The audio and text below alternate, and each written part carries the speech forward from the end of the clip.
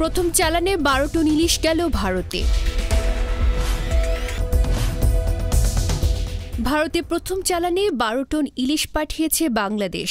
বৃহস্পতিবার দুপুরে যশোরের বেনাপোল বন্দর দিয়ে ইলিশের প্রথম চালানটি ভারতে গেছে বলে গণমাধ্যমকে জানিয়েছেন বেনাপোল বন্দরের উপপরিচালক রাশিদুল সজীব নাজির।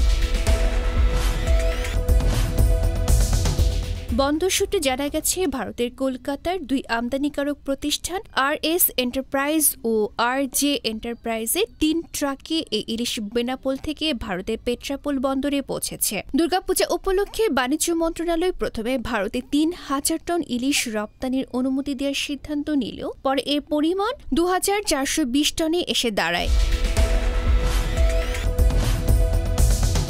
এই অনুমতি দেওয়া হয়েছে 49টি প্রতিষ্ঠানকে। এর মধ্যে 48টি প্রতিষ্ঠান 50 টন করে 2400 টন আর একটি প্রতিষ্ঠান 20 টন ইলিশ রপ্তানি করবে।